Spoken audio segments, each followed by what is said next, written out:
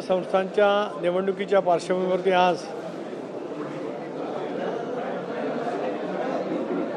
राज्यातल्या प्रत्येक जिल्ह्यातील प्रमुख सहकाऱ्यांची बैठक आम्ही आजपासून सलग 5 दिवस त्या ठिकाणी आयोजित केलेली आहे। त्याला राष्ट्रीय अध्यक्ष अजितदादा, कार्याध्यक्ष प्रफुल्लभाई, अध्यक्ष म्हणून आणि मंत्रिमंडळातील आमचे सर्व ज्येष्ठ सहकारी उपस्थित राहत आहेत। आज प्रामुख्याने मराठवाडा विभागाची बैठक त्या ठिकाणी धाराशिव वगळता झाली। या सर्व बैठकीमध्ये छत्रपती संभाजीनगर महापालिका, ग्रामीण छत्रपती संभाजीनगर जिल्हा, जालना जिल्हा, परभणी महापालिका, परभणी ग्रामीण, हिंगोली जिल्हा, लातूर महापालिका, लातूर ग्रामीण, नांदेड महापालिका, नांदेड ग्रामीण आणि बीड या सर्व जिल्ह्यांच्या प्रमुख सहकाऱ्यांची बैठक त्या ठिकाणी झाली। आमचे मंत्री त्या ठिकाणी बाबासाहेब पाटील होते, धनंजय मुंडे होते, विधिमंडळातील सर्व सहकारी उपस्थित होते। प्रत्येक जिल्ह्यामध्ये नव्याने सहभागी झालेले माजी आमदार आणि पक्षाचे सर्व स्तरावरील पदाधिकारी त्या ठिकाणी उपस्थित होते। वेगवेगळ्या जिल्ह्यामध्ये वेगवेगळी राजकीय परिस्थिती प्रत्येक जिल्ह्याच्या अध्यक्षांनी त्या ठिकाणी कथित केली। राज्य पातळीवरती युतीच्या संदर्भातला जो निर्णय असेल तो सर्वांना मान्य असेल अशी सर्वांनी त्या ठिकाणी भूमिका मांडली। काही ठिकाणी महायुतीमध्ये काही पक्षांच्याकडून राष्ट्रवादी काँग्रेस पक्षाला थोडीफार सापत्नतेची वागणूक निधीच्या वाटपाबाबतीमध्ये होती आहे अशी जरूर त्यांनी त्या ठिकाणी भावना व्यक्त केली। परंतु एकंदरीत महायुती म्हणून जे धोरण ठरलेलं आहे त्याची सुद्धा माहिती प्रदेशाध्यक्ष म्हणून मी त्यांना त्या ठिकाणी दिली आणि मग आगामी येणाऱ्या निवडणुकीच्या दृष्टिकोनातून नगरपालिका निहाय, जिल्हा परिषद गट निहाय नेमकी काय काय स्थिती असू शकेल या संदर्भातला एक आराखडा आम्ही त्यांच्याकडनं त्या ठिकाणी मागितलेला आहे। मला विश्वास आहे की या निवडणुकीमध्ये राष्ट्रवादी काँग्रेस पक्ष मराठवाड्यामध्ये अतिशय उत्तम पद्धतीची कामगिरी करेल।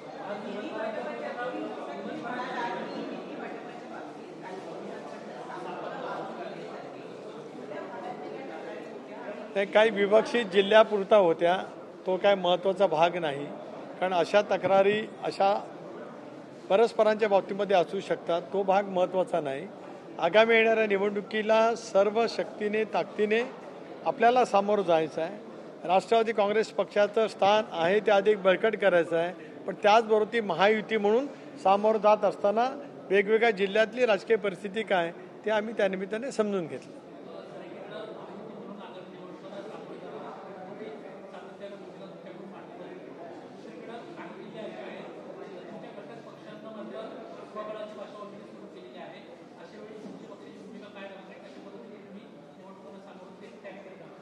वेगवेगळ्या जिल्ह्यामध्ये स्थानिक पातळीवरती महायुतीमध्ये त्या जिल्ह्याचे पक्षाचे प्रमुख मतं मांडतायत, ही वस्तुस्थिती काय आम्ही कोणी नाकारत नाही।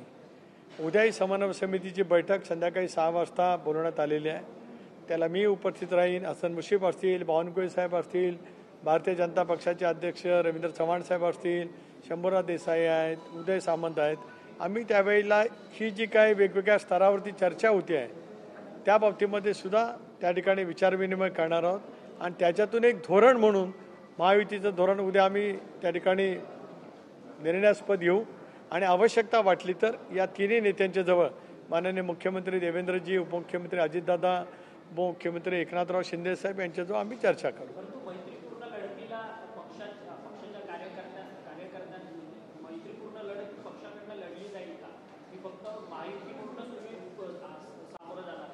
आज तरी महायुती म्हणून आम्ही सामोरं जायचं नक्की केलेलं आहे, परंतु मी म्हटल्याप्रमाणे प्रत्येक नगरपालिकानिहाय, प्रत्येक विधानसभा मतदारसंघानिहाय वेगवेगळी राजकीय परिस्थिती आहे। पहिल्यांदाच आम्ही लोकसभेला एकत्रितपणाने लढलो, पहिल्यांदाच विधानसभेला आम्ही एकत्रितपणाने लढलो। इतके वर्ष स्थानिक स्वराज्य संस्थांच्या निवडणुकीमध्ये सुद्धा आमची वेगवेगळी राजकीय भूमिका असल्यामुळे आम्ही परस्परांच्या विरोधामध्ये लढत आलो। मग शिवसेना असेल, भारतीय जनता पक्ष असेल, राष्ट्रवादी असेल किंवा राष्ट्रवादी काँग्रेस आणि काँग्रेसचं सरकार होतं त्यावेळेला आम्ही आणि काँग्रेस वेगवेगळे लढत आलो। भारतीय जनता पक्ष आणि शिवसेना एकत्रित असताना सुद्धा ते वेगवेगळे लढत आले। त्याच्यामुळे प्रत्येक ठिकाणची परिस्थिती वेगळी आहे, त्याचाच आढावा आम्ही घेतो आहोत। तो आढावा समन्वय समितीमध्ये पण चर्चा केली जाईल आणि त्याच्या संदर्भामध्ये अंतिम नेत्यांच्या जवळ सुद्धा चर्चा होईल।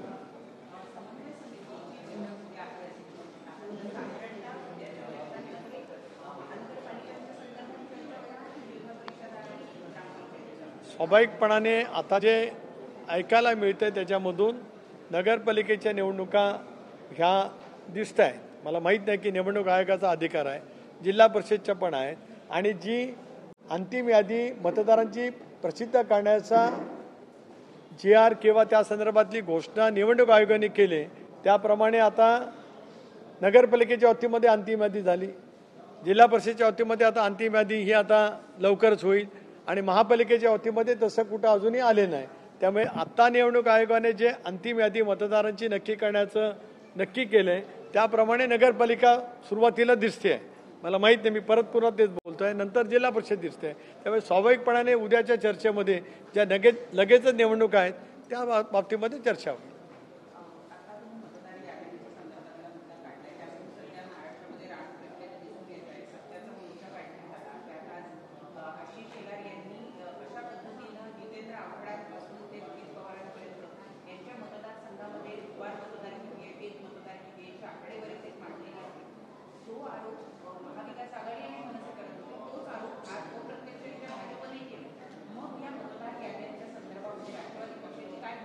राष्ट्रवादी काँग्रेस पक्षाने स्वच्छपणाची भूमिका मांडली की याच मतदार यादींच्या धरून लोकसभेची निवडणूक झाली, याच EVMच्या मशीनमध्ये लोकसभेची निवडणूक झाली, त्यावेळेला त्यांना यश मिळालं, त्यावेळेला दुबार मतं, EVM मधला दोष, याच्यापैकी कुठल्याही अवाक्षराने महाविकास आघाडीच्या कुठल्याही नेत्याने एकही शब्द काढल्याचं माझ्या तरी आठवणीमध्ये नाही. विधानसभेला सुद्धा सामोर जात असताना मतदार यादी प्रत्येक राजकीय पक्षाच्या जिल्हाध्यक्षांना निवडणूक आयोग मोफतपणाने देत असतं. त्याची छाननी करण्याचा अधिकार प्रत्येकाला असतो. प्रत्येक राजकीय पक्षाचे BLO प्रत्येक मतदान केंद्रावरती नेमले जात असतात, आणि प्रत्येक मतदान केंद्रामध्ये प्रत्येक उमेदवारांचा हा मतदार प्रतिनिधी त्या ठिकाणी असतो. त्याच्यामुळे दुबार मतदान होतंय का, चुकीचं नाव आलंय का, ही सगळी छाननी करण्याचा अधिकार प्रत्येकाला राजकीय पक्षाला निवडणूक आयोगाने घटनेने त्या ठिकाणी दिला गेलेला आहे. पराजय झाल्याच्या नंतर पराजय ज्याला पचवता येत नाही त्यावेळेला अनेक गोष्टी सामोरे होतात. यादीच्या संदर्भामध्ये निवडणूक आयोगाने सुद्धा स्पष्टता दिली. त्या निवडणूक आयोगाच्या स्पष्टतेमध्ये यादीची छाननी करण्याचं त्याने आदेशित केलेलं आहे. त्यावेळेला प्रत्येकजण तक्रार करू शकतं. आजही एकच बाब, आजही आपल्याला माहिती आहे की यादी प्रसिद्ध झाल्यावर हरकत आणि सूचना देण्याचा अधिकार त्याला कालावधी निवडणूक आयोग देत असतं. त्यावेळेला अभ्यासपूर्ण पद्धतीने जर का आपापल्या पक्षांनी भूमिका मांडली असती तर आज कदाचित ते बोलण्याची पाळी आली नसती. सर, पण एकीकडे सत्तेतलेच आमदार किंवा सत्तेतलेच नेते मंडळी या सगळ्या दुबार मतदार किंवा मतदार घोळ्याच्या संदर्भात आवाज उठवताना पाहायला मिळतात. संजय गायकवाड असतील किंवा इतर आमदार असतील, हे सत्तेतलेच आमदार हेच प्रश्नचिन्ह उपस्थित करतात. एकीकडे शिंदेने देखील आपल्या बैठकीमध्ये कार्यकर्त्यांना सांगितलं की या सगळ्या मतदार याद्या ज्या आहेत त्या प्रत्येकाने तपासून घ्याव्यात, कारण की स्थानिक स्वराज्य संस्थांच्या निवडणुका लढताना आपल्याला सामोरं जावं लागतं. त्यामुळे तुम्ही पक्षातल्या कार्यकर्त्यांना या सगळ्या संदर्भात काही सूचना दिल्या त्या तपासून घ्याव्यात. स्वाभाविकपणाने ना, ज्या वेळेला बूथनिहाय संघटन बांधलं जातं त्या बूथनिहाय संघटना बांधत असताना जसं 50 प्रमुख नेमला जातं, 100 मतांच्या मागे एक, त्याच्यातला अर्थ तोच आहे की त्या मतदार यादीमध्ये आलेले मतदार आहेत नाही आहेत, त्यांचं दुबार नाव आहे किंवा ते आज मयत झाले तरी सुद्धा नाव आहे, ही सगळी छाननी करणं अपेक्षितच असतं. राष्ट्रवादी काँग्रेस पक्षाची नियमितपणाची भूमिका राहिली की संघटनेने बूथनिहाय आपली कमिटी स्थापन करावी, आणि बूथनिहाय कमिटी स्थापन करत असताना बूथवरती मतदारांची जी यादी येते त्याची छाननी करावी असा अभिप्राय आहे. आज आम्ही तशापैकी सूचना दिल्यात. हा एक भाग झाला, मतदारांची यादी येणं हा एक भाग. आता विधानसभेची मतदारांची यादी आणि नगरपालिकेच्या प्रभागाची यादी याच्यामध्ये फरक होतो. एखाद्या आता माझ्या रोहा शहरामध्ये 16 बूथ आहेत, पण आता यावेळेला 20 जागांच्यावरती निवडणूक लढली जाणार आहे. त्यामुळे बूथनिहाय असलेली मतदारांची यादी प्रभागनिहायच्या यादीमध्ये ती स्प्लिट होणार आपोआपच. अशा वेळेला ती यादी सलग आहे की कशी आहे ती तपासणी प्रत्येक उमेदवार त्या ठिकाणी करतो.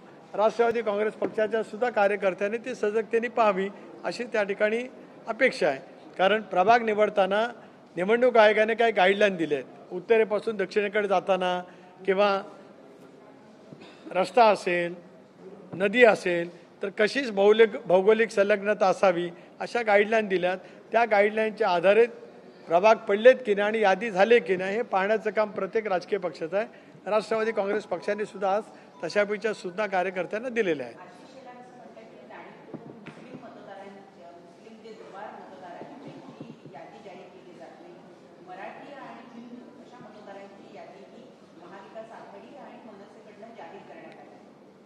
एक असं आहे की आशिषजींनी या संदर्भातला महाविकास आघाडीच्या किंवा मनसेच्या नेत्यांनी जी काय जाहीर केली असेल त्याचा त्यांनी पूर्ण अभ्यास केला असेल, मला माहीत नाही.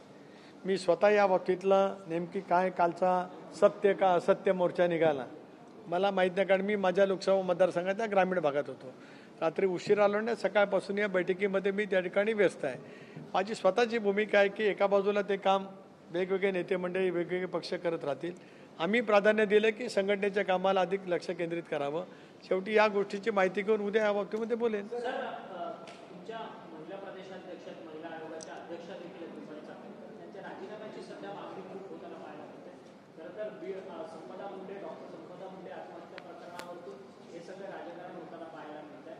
तुमच्याच पक्षाच्या नेत्या रुपाली डुबरे पाटील त्यांच्याकडनं देखील राजीनाम्याची मागणी केली जाते. पक्षाने वरिष्ठ पातळीवरती याची गांभीर्याने नोंद घेतलेली आहे. सर, अनेक ठिकाणी स्वबळाचा नारा जो आहे तो दिला जात आहे. राष्ट्रवादीची भूमिका आगामी निवडणुकीसाठी कसं असणार आहे? स्पेसिफिक बीड जिल्ह्यासाठी काय नेमकं असणार? बीड जिल्ह्यामध्ये सुद्धा या संदर्भात पक्षाच्या प्रमुख नेत्यांनी आपापली मतं त्या ठिकाणी मांडली. ती सगळी मांडलेली मतं त्यांना पुढच्या काही कालावधीमध्ये दिलेले आम्ही संघटनेच्या दृष्टिकोनातून दिलेले कार्यक्रम याचा आढावा ज्या वेळेला प्रत्यक्षात निवडणुका होतील त्यावेळेला पक्षाचा कोर ग्रुप बसून करेल आणि मग त्या संदर्भातला अंतिम निर्णय त्यावेळेला होईल. त्याच वेळेला पॅरलली घटक पक्षाशी मित्र पक्षांची सुद्धा चर्चा आम्ही सुरू करण्याचं नियोजित केलेलं आहे.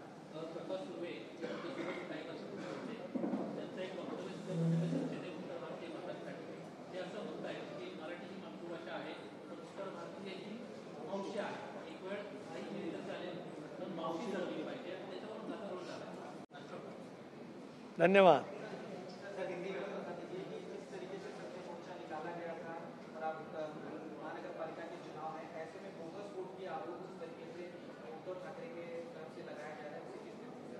इसके बारे में राष्ट्रवादी कांग्रेस पार्टी की यही भूमिका है. चुनाव आयोग एक संवैधानिक आयोग शुरू से ही जब संविधान हमने एक्सेप्ट किया 1952 में पहली दफ़ा देश पब्लिक इलेक्शन के लिए हम चुनाव के लिए गए थे. मुझे ये कहना है कि चुनाव आयोग निष्पक्षपाती भूमिका से इसके बारे में छानबीन ले ले.